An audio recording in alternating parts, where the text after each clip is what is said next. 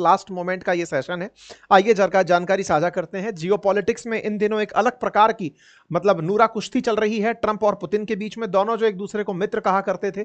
Russia Ukraine war रुकवाने के तमाम प्रयास जब विफल हुए, तमाम प्रकार के नेगोशिएशन वार्ताएं जब फेल हो गई, तब ट्रंप ने अपना दूसरा रूप दिखाने का प्रयास किया, और वो प्रयास ये था कि मैं तुम्हें अब धमकाऊंगा, युद्ध की धमकी दूंगा। और ऐसा पहली बार बहुत लंबे समय बाद देखने को मिला जब अमेरिका रूस को सीधे सीधे धमकाने के लिए अपनी तरफ से न्यूक्लियर सबमरीन भेज दिया। और सबमरीन भेजने पर इसने आरोप लगाया दिमित्री मेदवेदेव के उस बयान का जिसमें वो इनको भड़काने के बयान दे रहे थे। और मेदवेदेव के बयान में कहीं ना कहीं भारत के प्रति एक सॉफ्ट कॉर्नर था, भारत रूस को एक करने का प्रयास था, और अमेरिका इसी चीज से चिढ़ रहा था कि भारत और रूस एक साथ डेड इकोनॉमी होकर हमें कैसे समझा सकती हैं। इस तरह से हमें भी लपेटा गया कि तुम्हारे द्वारा खरीदे गए तेल से रूस को पैसा मिलता है और वो उस पैसे से यूक्रेन के ऊपर गोले गिराता है। यह जानकारी हमको साझा करते हुए ट्रंप ने इस बार कहा कि देखो तुम्हारे द्वारा जो किया जा रहा है वो समझ आ रहा है, और ऐसे में हम क्या कर सकते हैं वो बात बताने का प्रयास किया। अब इसी बात पर जो ट्रंप ने धमकी दी थी सबमरीन की, उसी पर पुतिन की तरफ से जवाब आ गया है। जवाब आया पुतिन की तरफ से बोलने वाले स्पोक पर्सन के द्वारा, और स्पोक पर्सन ने अपनी तरफ से जानकारी देते हुए कहा कि देखिए, क्रेमलिन के स्पोक पर्सन थे दिमित्री पेस्कोव, उन्होंने अपनी तरफ से जवाब देते हुए कहा कि हम इस तरह की न्यूक्लियर गीदड़ भभकियों को किनारा करते हैं। ये कोई बयानबाजी का कोई मतलब नहीं है। दुनिया ये सतर्क जान ले कि रेटोरिक इस तरह का बयानबाजी का अगर बनाया जाए, किस बात का कि हाँ आपके पास हम न्यूक्लियर सबमरीन भेज देंगे तो हम डर जाएंगे, दुनिया में कोई नहीं बचेगा अगर हम भी इस बात पर उतारू हो गए। सीधा सीधा उन्होंने ट्रंप को इस तरह से इग्नोर कर दिया कि तुम्हारी इस बात का कोई मीनिंग नहीं है कि तुम रूस के पास में न्यूक्लियर सबमरीन भेज दिए हो। मतलब दुनिया को पता है कि हम क्या हैं, तुम क्या हो, वो वाली बात है कि तुम ये केवल बयानबाजी करके दुनिया का ध्यान मत बांटो। रशिया ने साफ साफ तरीके से अमेरिका को जब जवाब दिया तो ये जवाब अमेरिका को बहुत बुरा लगा, और इतना बुरा लगा कि अमेरिका के अखबारों की हेडलाइन बना कि ट्रंप को गांठा ही नहीं रूस ने, और इस तरह से इग्नोर कर दिया कि हाँ हाँ ठीक है आप जो कह रहे थे। ट्रंप से पूछा गया, वो दिमित्री पेस्कोव से पूछा गया कि मेदवेदेव के बयान पर आप क्या कहेंगे जिस पर ट्रंप भड़के हुए हैं, तो रूस ने कहा कि देखिए सबको पता होना चाहिए कि रूस का राष्ट्रपति पुतिन है, विदेश नीति पुतिन के अनुसार तय होती है, और आपको मेदवेदेव की बात बुरी लग रही है तो ये आपका हेडेक है, हमारा नहीं। तो आप लोग कैसे लेते हैं तो ये तो अमेरिका वाले जाने, हमें ना जानना पड़े। इस बात को उन्होंने इस तरह से किनारा कर दिया। कुल मिलाकर के हेडलाइन बनी, there can be no winner in a nuclear war. Kremlin ने अपनी तरफ से स्पष्ट कर दिया। Russia urge caution amid Trump's nuclear submarine comment, कहा कि देखिए सचेत रहिए और इस तरह की जो बातें हैं ना बकवासबाजी में ना रहें तो बेहतर है। हम लोग खुद नॉन प्रोलिफरेशन पर बिलीव करते हैं कि न्यूक्लियर चीजें ना प्रसारित हो। We are very careful with any statement related to nuclear problem. ये पेस्कोव ने साथ साथ कहा कि हम लोग पूरी तरह से इस बात को ध्यान में रखकर कि ये वैसी बात है जैसे एनी टाइम पाकिस्तान भारत को कहता रहता है हम न्यूक्लियर कैपेबल स्टेट हैं, हम ये कर देंगे वो कर देंगे, तो भारत क्या कहता है कि बेटा हमने चूड़ियां थोड़ी पहन रखी हैं, या फिर हमारे परमाणु बम दिखाने के लिए थोड़ी हैं, वो भी कभी ना कभी तो यूज आएंगे। बिल्कुल वैसे ही रूस ने जिम्मेदारी पूर्वक अमेरिका को यह मैसेज दे दिया। अच्छा साहब, यही न्यूज अब बड़ी न्यूज बनकर आती है कि Kremlin teases more drag out talk claim Putin. लेकिन एक और खबर यहां निकलती है, और वो खबर यह है कि पुतिन तैयार हो गए हैं जेलेंस्की से वार्ता करने के लिए। हालांकि इस खबर की कोई सत्यता प्रमाणित नहीं होती, लेकिन असल में ये जेलेंस्की की कहानी क्या है मैं आपको वो बता देता हूं। आप सभी को यह ध्यान होगा कि यूक्रेन ने लगातार ट्रंप को, जब से ट्रंप को यूक्रेन ने अपना 50% स्टॉक बेच दिया कि आप हमारे यहां से मिनरल्स निकाल लो, तो जेलेंस्की ट्रंप को बार बार खौंचे जा रहे हैं कि सर आपने पैसा तो ले लिया हमसे, हमारे संसाधन ले लिए, अब युद्ध तो रुकवाओ, हम हर दिन मर रहे हैं, इसका क्या सॉल्यूशन है। तो ट्रंप ने पिछले महीने जुलाई के अराउंड 50 दिन का एक टाइम लिया था कि मैं 50 दिन के अंदर ये सब कुछ रुकवा दूंगा।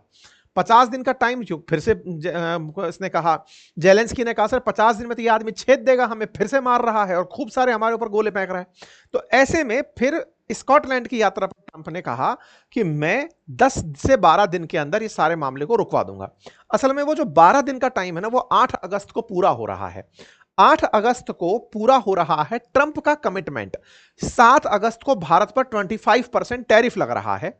8 अगस्त को ट्रंप की रूस को दी गई धमकी पूरी हो रही है कि उसके बाद फिर मैं देख लूंगा कि क्या करूंगा। सबको यह समझ में आने लग रहा है कि इसकी धमकी का मायना क्या है। मायना सिंपल है कि अगर मान लीजिए रूस नहीं मानता है तो भारत के ऊपर और सैंक्शन लाद दो। कितने सैंक्शन लाद दो? हो सकता है कि अभी 25% का टैरिफ है, भारतीय तेल कंपनियों को बैन कर दिया जाए। भारत के अंदर जो कंपनियां काम कर रही हैं वो हो सकता है अमेरिका में काम ना कर पाए। दूसरा, भारत के ऊपर और ज्यादा टैरिफ बढ़ा दिए जाएं। जितना भारत प्रेशर में जाएगा, भारत रूस से कहेगा कि भाई साहब आप ऐसा मत करो, हम आपसे तेल नहीं खरीद पाएंगे।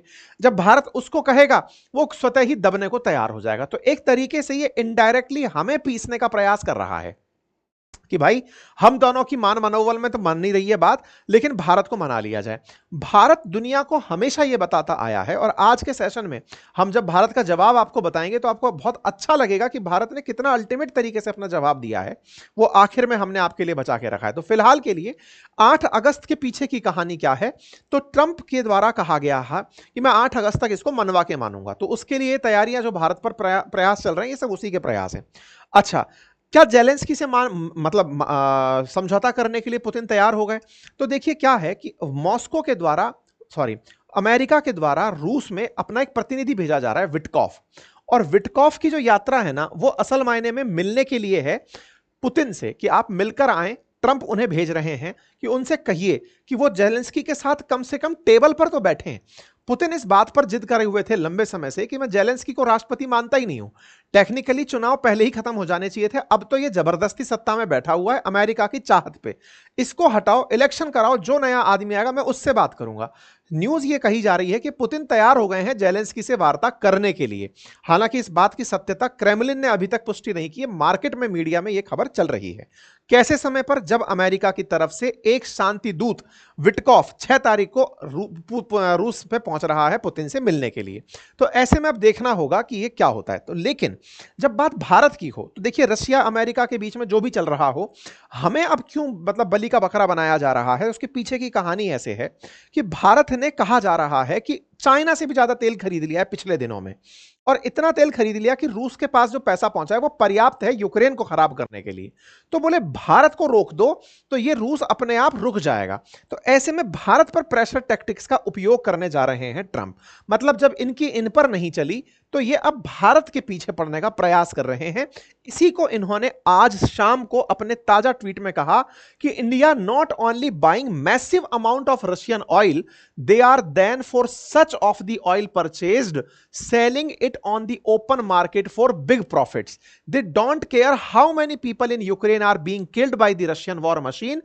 Because of this, I will be substantially raising the tariff paid by the India to the USA. इसका मतलब मैं और ज्यादा अब आप पर टैरिफ बढ़ाऊंगा। ये आज की खबर है, शाम 6 बजे की खबर आप देख रहे हैं, जिसमें ट्रंप ने भारत को और एक धमकी देते हुए कहा कि आपको नहीं पता कि आपके तेल खरीदने से रूस कितने यूक्रेनियंस को मार रहा है, इसीलिए मैं आप पर टैरिफ और बढ़ाऊंगा। तो कुल मिलाकर हो क्या रहा है कि जब इनके इस पे बस नहीं चल रहा तो ये हमारे साथ में खेलने का प्रयास कर रहे हैं। और खेलते समय क्या करने का प्रयास है कि लो भाई टैरिफ तुम लोग और टैरिफ पे करो। इसी वजह से हेडलाइन बनती है, ट्रंप से will substantially raise tariff on India, मतलब और भारत पर टैरिफ बढ़ाएगा। ये कब तक अनाउंस हो जाएगा? ये 8 तारीख तक अनाउंस हो जाएगा। क्यों हो जाएगा? 8 तारीख डेडलाइन है। तो देखो विटकॉफ्स की वार्ता होगी पुतिन से, अगर वो सफल नहीं होती है, उधर से वो संदेश देगा कि भाई इसको और तोड़ना है, तो भारत के ऊपर टैरिफ लगा दिया जाएगा। ठीक है। इसी बीच में आज एक खबर और आ जाती है 4 तारीख के दिन ही, कि भारत में रूस से तेल लेकर जो टैंकर आ रहे हैं वो बिना किसी प्रेशर के अभी भी आए जा रहे हैं, यूएस से और ईयू से। ये बात क्यों बता रहा हूं मैं आपको? आज दोपहर में जब अपनी पाठशाला पर अपन ने सेशन किया था तब ये जानकारी दी थी कि अमेरिका और ईयू ये प्रेशर भारत पर क्रिएट कर रहे थे कि आप तेल ना खरीदें।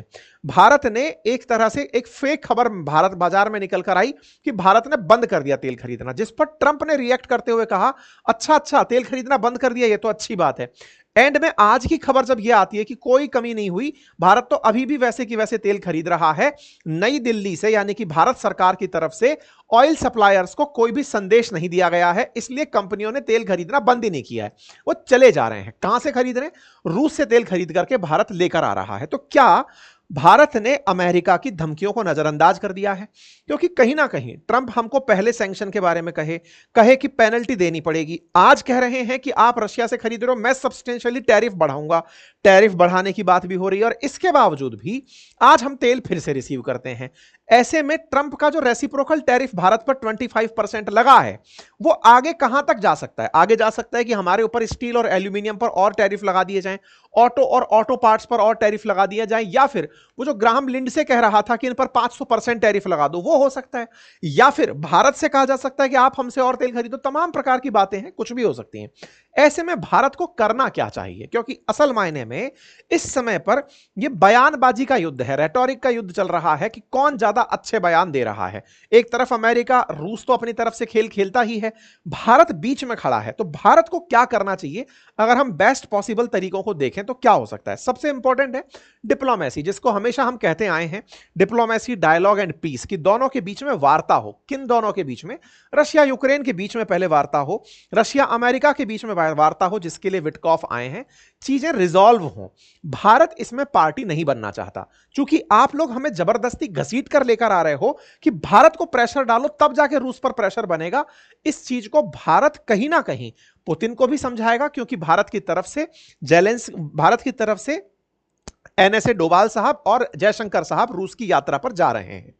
अगर ये दोनों लोग वहां जाकर समझाते हैं कि भाई आप अपनी बातें रखो, हमें बीच का मतलब वो मत बनाओ ना यार, हमें क्यों अटका रहे हो कि तुम पर प्रेशर डालेंगे तो पुतिन झुकेगा।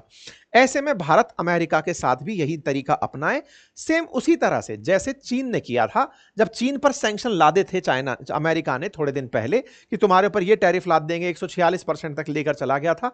चीन चुपचाप दब के रहा, उसने कहा कोई दिक्कत नहीं है, हम समय आने पर जवाब देंगे, और उसने चीजों को कंट्रोल करके अमेरिका को मनाने पर मजबूर कर दिया। ठीक है, और क्या किया जा सकता है? देखिए, बहुत सारी इंपॉर्टेंट चीजों में भारत की जो डिप्लोमेसी है ना, वो बहुत बड़ा रोल प्ले कर सकती है।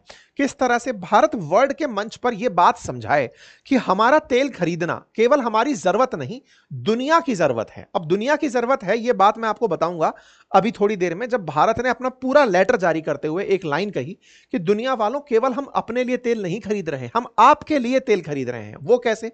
बोले यूरोप ने झगड़ा कर लिया रूस के साथ, यूरोप झगड़ा करके बैठ गया।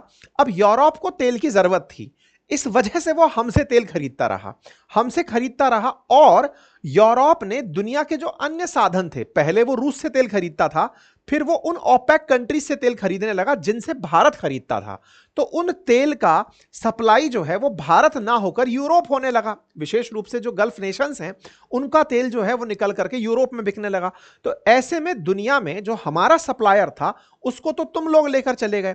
ऐसे में भारत को अगर तेल की जरूरत थी, जो ओवरऑल सप्लाई बाधित हुई थी, जो रूस से तेल और गैस आ रहा था, उसको ही तो तुम लोग वहां से नहीं लेते थे, हमने रूस से लेना शुरू कर दिया, जिसको अमेरिका ने खुद अप्रिशिएट किया था। पिछले कार्यकाल में इस बात का एप्रिसिएशन ही यह हुआ था कि भारत ने सूझबूझ दिखाते हुए दुनिया में तेल की कीमतें नहीं बढ़ने दी। जहां भारत जिनसे खरीदता था, उनसे वेस्टर्न वर्ल्ड खरीदने लग गए, और वेस्टर्न वर्ल्ड जिस रूस से खरीदता था, उससे हम खरीदने लग गए। तो ओवरऑल चीजें मैनेज रह गई। अमेरिका और वेस्टर्न वर्ल्ड को दिखाना था कि रूस पे हमने सैंक्शन लगाए, वो भी विजेता रह गए, और हम भी, हमारे यहां पर तेल महंगा नहीं हुआ, हमने दुनिया को तेल की कीमतों से बचा लिया। तीसरा पॉइंट जो भारत को करना चाहिए, और वो ये है, इन तमाम ऑड सिचुएशंस में, क्योंकि हमेशा यह देखा जाता है कि कौन ज्यादा कमजोर है जिसे दबाया जा सकता है, तो हो सकता है भारत को, इसलिए क्योंकि भारत की जरूरतें ज्यादा हैं। 85% हम तेल इंपोर्ट करते हैं, और एक्सपोर्ट का मेजर पोर्शन जो सबसे ज्यादा है वो अमेरिका के साथ है, उससे हम बेनिफिट कमाते हैं। दोनों के साथ हमारे स्वार्थ जुड़े हैं। इसके बावजूद भी हमें तैयार रहना चाहिए इस स्तर पर कि हम अपने हिसाब से चीजों को कर सकें। अब उस तैयारी में हमें चाहे अपने युवाओं को, हमें नौजवानों को, हमारे किसानों को, हमारे श्रमिकों को, तमाम प्रकार के जो लोग हैं, उन सभी को इस बात के लिए कन्विंस करना चाहिए कि अल्टीमेटली एक दिन, जैसे चीन एक दिन मजबूती के साथ ऊपर उठकर आया, हम लोग भी अगर अपने काम को मजबूती से करते चले तो एक दिन हम भी बड़े देश बनकर आएंगे। आवश्यकता है देश के अंदर भी सत्ता पक्ष और विपक्ष मिलकर के इस काम को आगे बढ़े। यही कारण है कि आज भारत का जो सबसे लेटेस्ट अपडेट है वो ये कि India has been targeted by USA. ये सबसे इंपॉर्टेंट मैसेज है जो लेट रात्रि अभी भारत सरकार के द्वारा जारी हुआ है कि हमें अमेरिका और वेस्टर्न वर्ल्ड के द्वारा तेल खरीदने के कारण बार बार टारगेट किया जाता रहा है। वास्तविकता में भारत ने यह तेल खरीदना रूस से इसलिए शुरू किया था क्योंकि ट्रेडिशनल सप्लाईज जो थी वो यूरोप की तरफ हो गई थी जब कॉन्फ्लिक्ट शुरू हुआ था। अमेरिका ने इस चीज को कई बार एनकरेज किया और कहा कि भारत ने दुनिया में तेल की स्थिरता को बरकरार रखा है। भारत इंपोर्ट करता है और यह इंश्योर करता है कि हम एनर्जी की कीमतों को मार्केट के अंदर सही तरीके से रखें। हमको कई बार मतलब इस बात के लिए क्रिटिसाइज किया गया उन लोगों के द्वारा जो खुद रूस के साथ व्यापार करते हैं, हमारी तरह नहीं जो हम अपनी जरूरत के लिए व्यापार कर रहे हों। यूरोपियन यूनियन ने 2024 में अपने द्विपक्षीय व्यापार में 67.5 बिलियन यूरो का व्यापार किया रूस के साथ में 2024 में। साथ ही साथ में हमारे 17.2 बिलियन यूरो का इन्होंने 2023 में व्यापार किया। इतना ही नहीं, इस तरह से इन लोगों ने व्यापार करते हुए अपने पुराने रिकॉर्ड भी तोड़ दिए। यूरोप और रूस लगातार एनर्जी सेक्टर ही नहीं अपितु fertiliser, mining product, chemical, iron, steel, इन सभी क्षेत्रों के अंदर व्यापार करते रहे। जहां तक बात हो अमेरिका की, इंटरेस्टिंग बात यह है कि भारत ने एक पब्लिक मैसेज डालते हुए, मिनिस्ट्री ऑफ एक्सटर्नल अफेयर की तरफ से मैसेज डालते हुए अमेरिका को आईना दिखाते हुए कहा है कि जहां तक बात हो अमेरिका की, अमेरिका ने खुद रूस से यूरेनियम हेक्साफ्लोराइड अपनी न्यूक्लियर इंडस्ट्री के लिए मंगाया, पैलेडियम मंगाया अपनी ईवी इंडस्ट्री के लिए, फर्टिलाइजर्स मंगाए अपने केमिकल्स के साथ। बोले खुद अमेरिका रूस के साथ व्यापार कर रहा है, हमें क्या शीशा दिखाता है। ऐसे में इस बैकग्राउंड के साथ टारगेट करना भारत को यह एक तरह से अन्यायपूर्ण है, अनजस्टिफाइड है और कोई तार्किकता नहीं रखता है। लाइक एनी मेजर इकोनॉमी, किसी बड़ी अर्थव्यवस्था की तरह India will take all necessary measures to safeguard its national interest and economic security. हर बड़ी अर्थव्यवस्था की तरह हम भी अपने हितों की रक्षा करेंगे और अपनी तरह से राष्ट्रीय उद्देश्यों की पूर्ति करेंगे। यह संदेश भारत का एक बहुत ही निर्णायक संदेश है। भारत ने अभी तक अपनी बातों में ऑफिशियली इस तरह के पत्र जारी करके अमेरिका को आज तक टारगेट नहीं किया था, लेकिन आज टारगेट करते हुए कह दिया है कि अमेरिका वालों तुम खुद रशिया से सामान मंगाते रहे हो, यूरोप वालों तुम खुद रशिया से सामान मंगाते रहे हो। हमने तेल केवल तब मंगाया जब तुमने हमारे सप्लायर्स का तेल खुद ने मंगाना शुरू कर दिया था, क्योंकि तुम झगड़ा करके रशिया के साथ बैठ गए थे। केवल इन्हीं परिस्थितियों में हमने ये सब किया। तो ऐसे में भारत का ये संदेश एकदम कड़क है, स्पष्ट करता है कि दुनिया वालों तुम्हारी नजर में भले ही हम पिस रहे हो, लेकिन हम अपने राष्ट्रीय हितों की पूर्ति अवश्य करेंगे। फिलहाल के लिए इतना ही। जानकारी पसंद आई हो तो साथियों से अवश्य साझा करें। साथियों